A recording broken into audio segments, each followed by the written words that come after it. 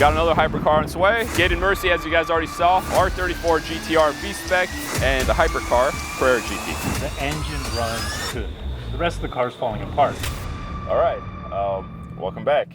It has been 4 months. Something very tragic happened. You guys all know about it because that video got 1 billion views worldwide. I had cousins from different continents, Europe, Asia, hitting me up and asking, hey, are you okay? I was like, how'd you find out about it? They're like, it's on the local news. So yeah, anyway, that went stupid viral. Senna is no more. As much as I tried to save that car, this doesn't make any sense. We're actually gonna go look at the Senna at the auction lot where it is currently for sale. I don't advise you buy it because it's destroyed. Yesterday I stopped by AGX to check out my beloved gated Murcielago Roadster, the car I was so excited about getting until a gutter snake looked at the car and realized it's a freaking bucket and I got scammed on that car. Let's just say the car was not as described when sold. But we're still gonna build that car. I'm actually really excited that it was a bucket because now I can make it unoriginal and modify it in every which way I desire. Starting off by painting it green, maybe oak green like the Senna. But yeah, anyway, we're gonna get into that. So first, we're gonna skip over to yesterday where I show you guys the gated Murcielago. And then towards the end of the video, we'll talk about the hypercar replacement. We'll talk about the supercar. And like I said, we'll head over to the Senna at the auction lot to take a look at the aftermath. And this is actually gonna be my first time seeing the car since the day it crashed.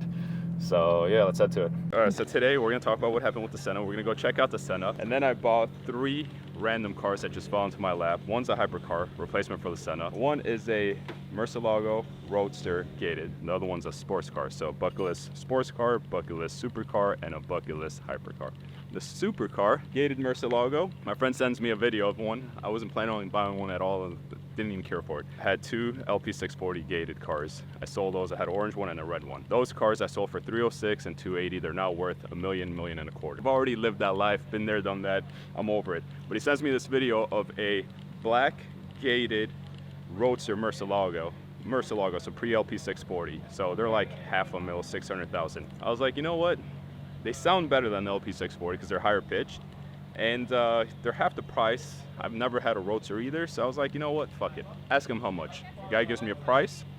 I'm like, seriously? I was like, this is the one time in my life where I get lucky on a car. I always buy high, I sell low, but the price of this car, I'll just say it was $165, okay? $165,000 for a $600,000 car. I'm like, dude, this guy must have bought the car 8 years ago, 10 years ago when they were trading for 150, 160. So I was like, thank God I got lucky. Every single car I buy, I send in for a PPI, pre-purchase inspection.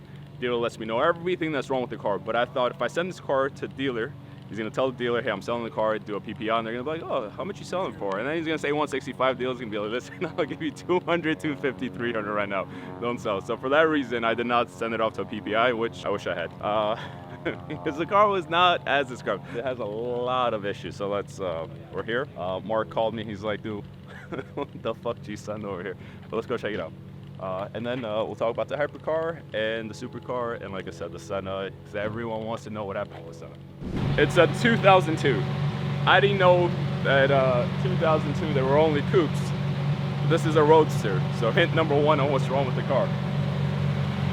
But it sounds good. I swear to God, this is so familiar. Can I show you my favorite thing about this? Yes, look at that fucking cluster, dude. Only O2's got this sick ass cluster. Hey, is this a 1-of-1? This is definitely, That's out the Urus. I noticed, yeah, because the original logo you can tell is this big, Yeah. and this is a lot bigger. I kind of like it. You do? I kind of like the big strip on the back.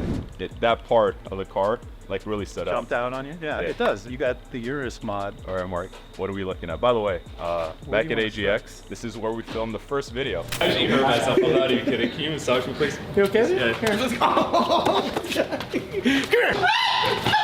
It's been a while. I looked different. I felt different, felt young. So first things first, I noticed the bonnet. Yeah, so the Isn't bonnet aligned. hinges are completely a mess, but that literally is just an adjustment. I'm not worried about that, but right. if we're gonna start at the back, both of these are broken. Really? This one, the brackets are literally snapped in half. You can fix that? No, with new bracket. I mean, I guess we can fix the brackets. But I mean, replace brackets. What are we looking Yeah, at? we're price-wise? just going through the bracket. It should be a video of like my bank account just dropping. Well, you can just All right. throw How much like is the bracket? everything. Yeah, Let's just just start put a everything. dollar Is amount. $1,000. Every time you wince, we'll just throw 1,000 on the board. Let's do it. So- How many times am I wincing? Am I wincing once for each side, or is it 1,000 for both? They're both broken. Somebody just completely dusted this entire thing black.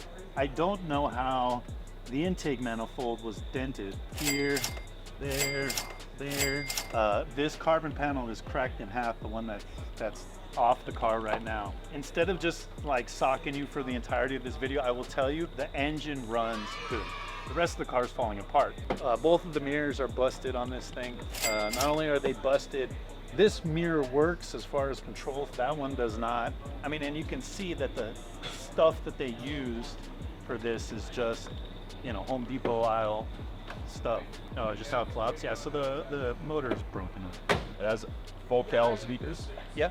Okay. So the you picked up a Well, great let's add an extra hi-fi. 5,000 though. Yeah. What is this? This is the original roofs. So what's a Roadster have here? It's missing its end Yeah, at the a windshield. lot of times you'll see those wind buffers that go on, but from here it should just be kind of a straight down, and then the buffers go into the back. What of it. is this? Yeah, that's probably part of the soft top that they tried. So Mark, how many times are we wincing? I'm assuming we got to replace. So we're gonna convert this back to a coupe. Yeah. You said I can get a roof, I can get doors, 10,000, 5,000, 5,000. Loosely, just for the roof skin, not the supporting structure underneath, but the roof skin and doors, let's call it 20K for the door. Okay. Now, question. If I do that, the structure of the car, integrity of the car, it's all good?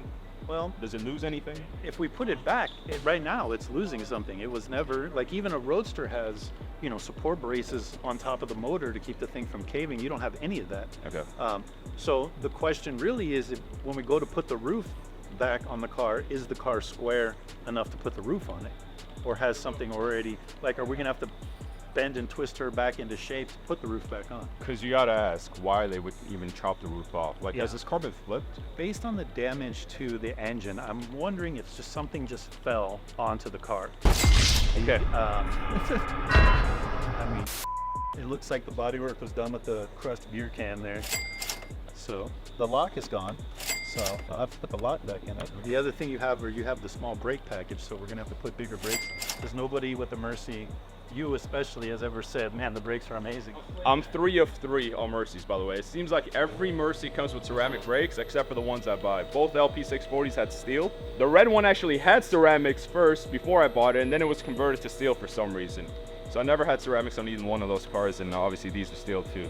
What the? Honestly, this is... Yeah, we're gonna turn this into a Like- Whistling Diesel type video? No, I mean, I shout out to him, but no. This is, it's like cardboard. So my favorite part is, for whatever reason, your carbon fiber floor panels have been completely blown off their rivets. This whole floor sank. So if we hit enough of a bump, the seat's coming through this thing, or you could Flintstone this thing to the car show if you want. Entire car was tag welded together. I don't told make Mark, it feel- make this car 95% perfect. Because there's no such thing as a 100-point Mercy, that's why. You might as well have said make it perfect. The bolts missing here off the shifter saddle is a 3 out of 4. How the fuck does a bolt like just disappear? And then all of your brake ducts are missing, which is no big deal. This plastic cowl panel sits on top of the glass and the cowl itself. So it's pretty true as far as where its location goes. And if you look on that side here, the distance from the cowl to the top of the fender, for Mercy, that's where it should be. But if you look at the difference from here to this one over here, super zoom that, it almost appears, and even if you look at the line, it looks like they attached this fender on top of the original fender instead of putting it in the proper place. Before we decide on putting a roof on and putting doors back on it, let's make sure that it's straight enough to go.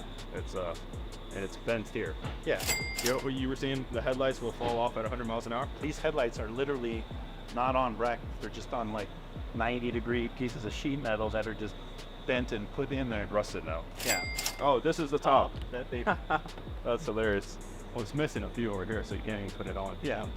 That's decent. Twice. I will give them credit for the bow in it. That gives it a little bit of flip. It's Somebody tried hard. right? TBD on this car for now. We'll figure Yeah. out what we're gonna do with this car. So if it sounds too good to be true, it's probably too good to be true. It's not an original ship. It's a lot longer than it's supposed to be. Yeah, look. Literally only reason I wanted this car. This piece could make sense again.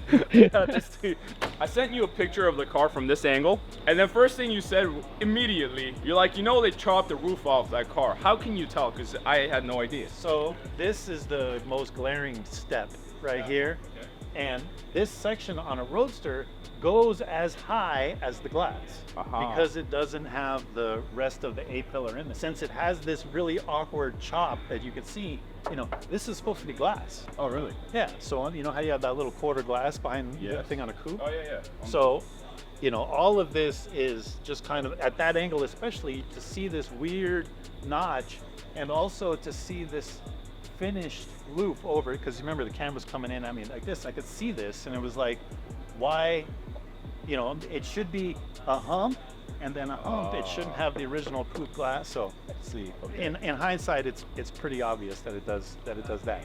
A Roadster has this setup, but what they did with this is they literally cut the A-pillar off the door, attached that to the windshield, and then you have the breakaway like you're supposed to have for it. I mean, and you can see that the stuff that they used for this is just, you know, Home Depot aisle stuff. Gated Mercy. Yeah. 9K miles. Mint. Mint. And what's the second word? Flawless. Mint and flawless. Nothing wrong with it.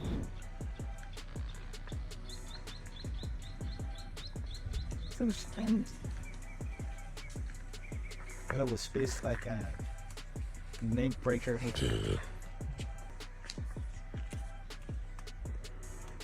I'll pick this damn one up. You could behave in private. Have I told you I bought an R34? An R34 GTR or? R34 GTR B-Spec. Okay. 2.8 liter built engine, 700 horsepower, suspension, wheels, super mint car, very low miles, and the car is black. I want it to be green.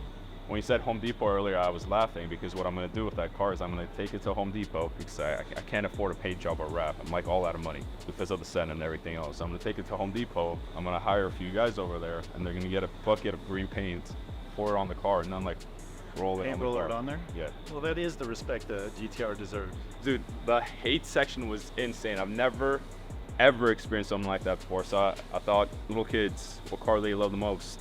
R34 GTR. Let's go buy a R34 GTR, make a 5-episode series where we destroy the car. First, fuck up the paint. Second video, it's all-wheel drive, it's 4-wheel drive, so we're gonna take it off-roading. Now I don't know what the 3rd, 4th, and 5th video is gonna be, but you guys Depends on what's less. Yeah, depends if it runs after the second video. Yeah. Yeah.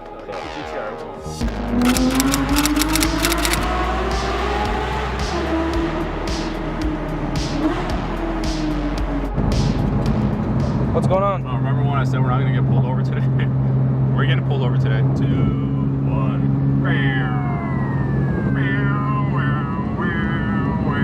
And this is a CHP. This is an inspection officer. Save 3 minutes via Hollywood Freeway. Oh, we're not gonna be saving 3 minutes via Hollywood Freeway. You gotta put the camera away. I don't want to be rude to the officer.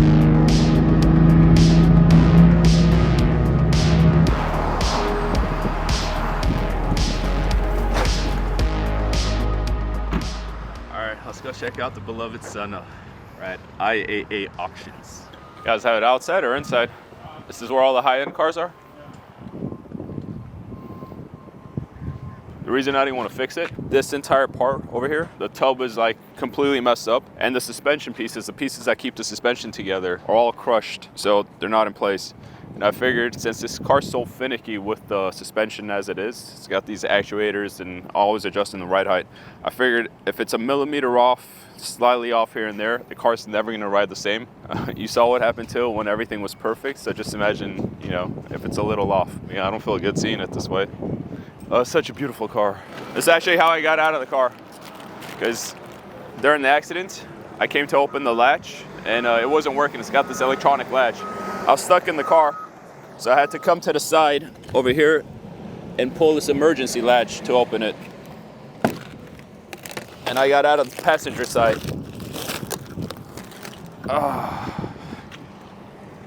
This entire piece is cracked. Like, I mean, you can see the broken carbon right here.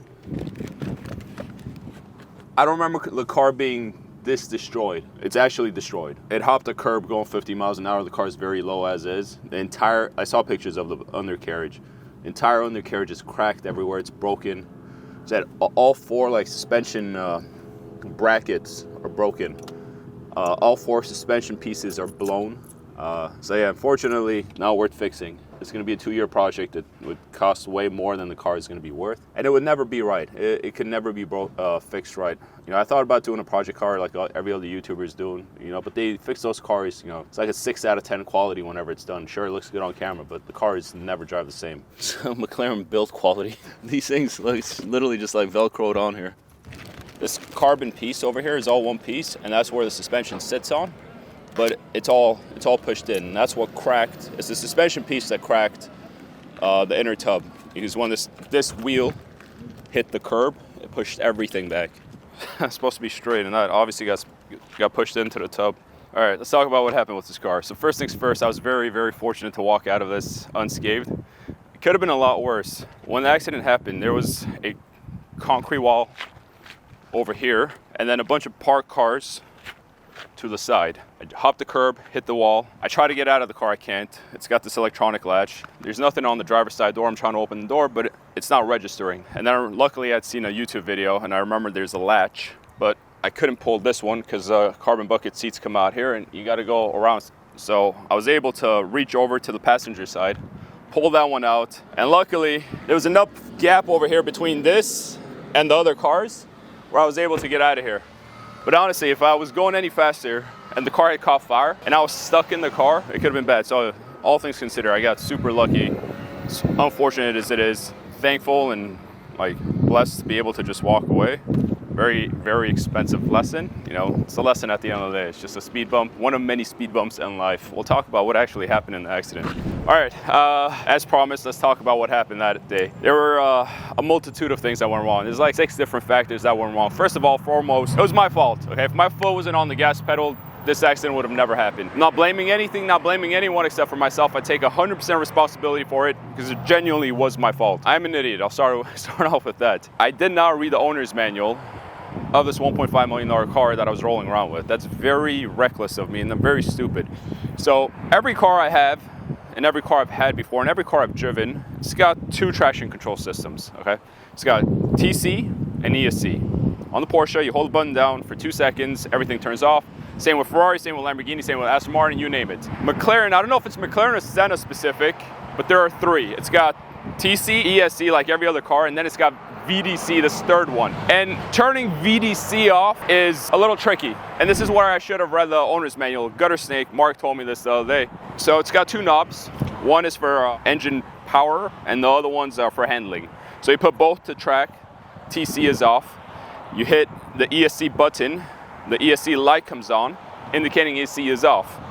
And at that point you could do a burnout, you could do whatever you want, okay? As long as you're going straight, no problem. But then when you hit ESC, it says press and hold to confirm. And then it'll say ESC and VDC disabled.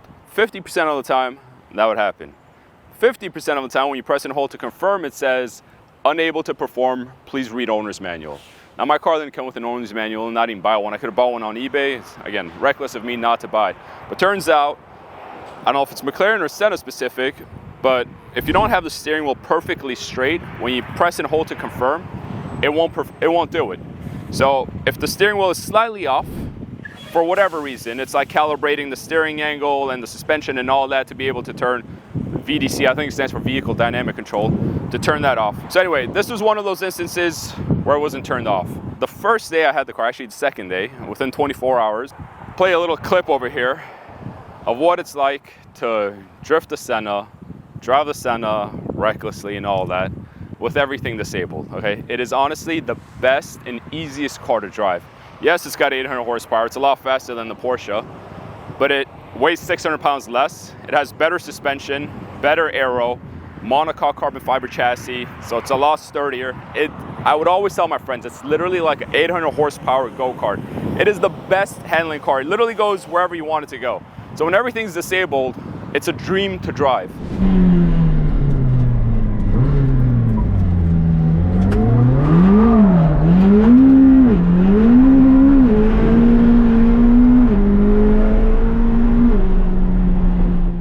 what happened, again, not blaming the car because it's my fault.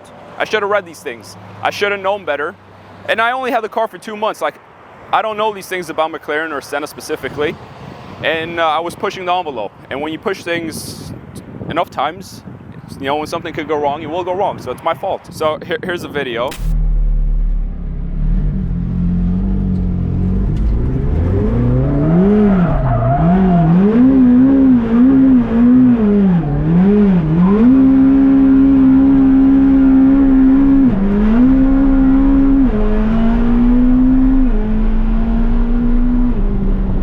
This is the second day I own the car. 200 people looking, like 100 people looking, a bunch of cars, $1 million worth of cars parked to the side. I do this perfect drift, slide next to the cars, perfectly controlled and balanced.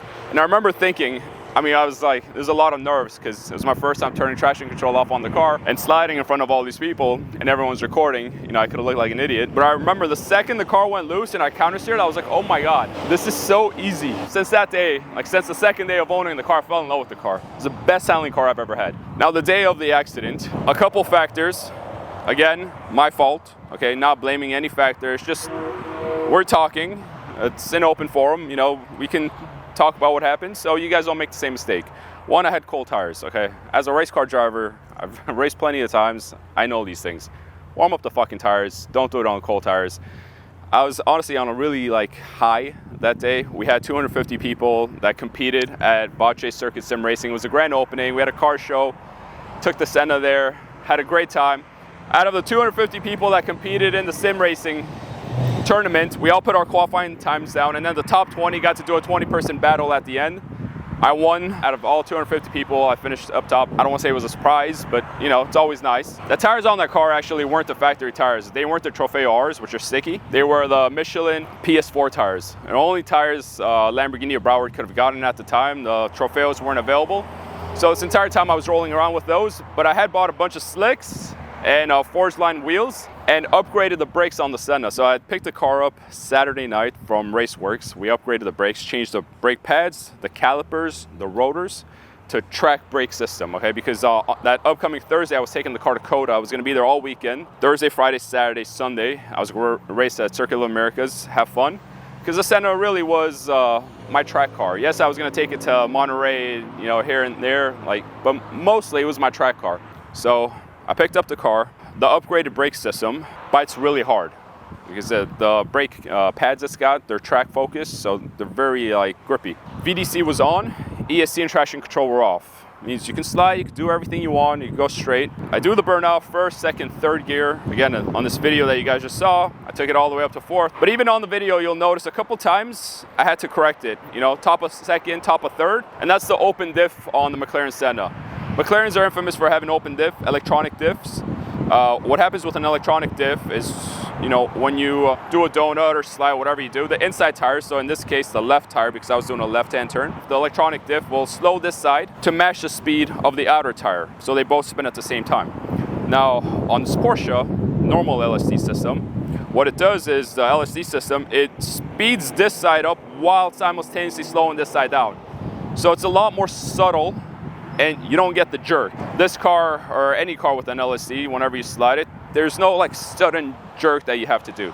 You'll notice on the video a few times, you know, it's that sudden little jerk, which is okay as long as everything's turned off. You know, you're a driver, you're behind the wheel, you're anticipating these things, you're keeping your hands loose, you know, you're ready to react. And in the video, again, second day I had the car, I did it several times. This night, cold tires, new brakes, I do the donut, which was, it was a little weird actually. Now, like when I looked at the video, it wasn't like I wasn't able to do like a big open one. It was just, you know, it snapped and then it went, but it's okay. First, second, and then third. It was actually before I shifted to third. The tires were spinning at 100 miles an hour, let's call it. The car was only traveling 50, at the very most 60 miles an hour. So the tires are spinning faster than the car's traveling. So the computer system is assuming the car is out of control, but the car's going straight, it's okay. It's just doing a burnout, right?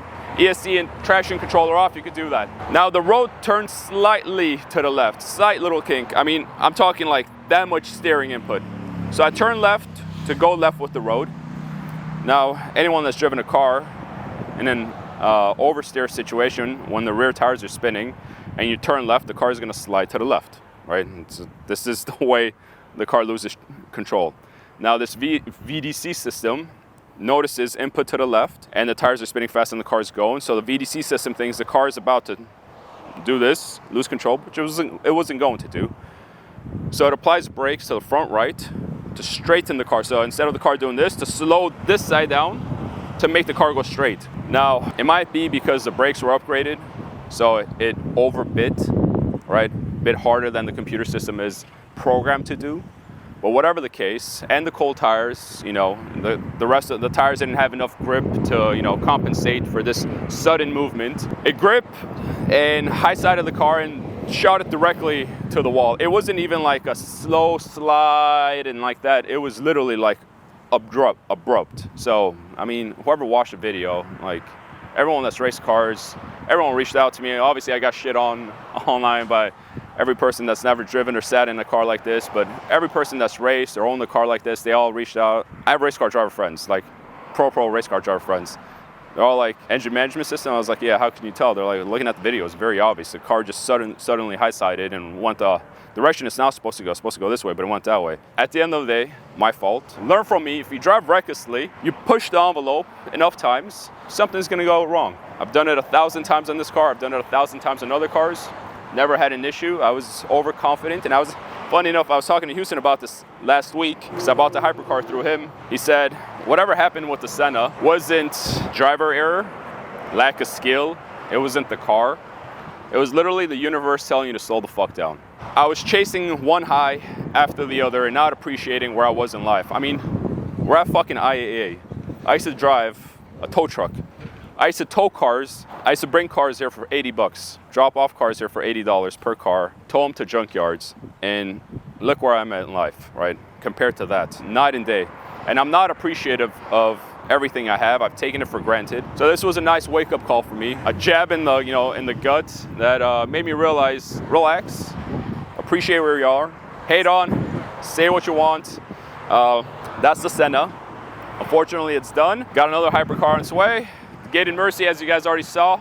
R34 GTR V-Spec, and the hypercar is a Carrera GT.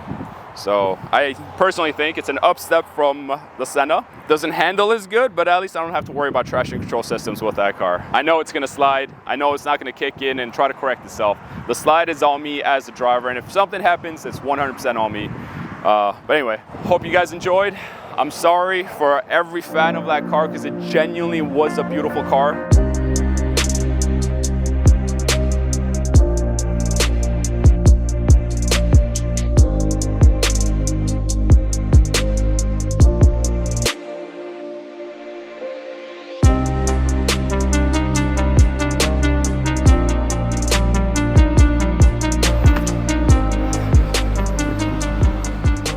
Adios, baby.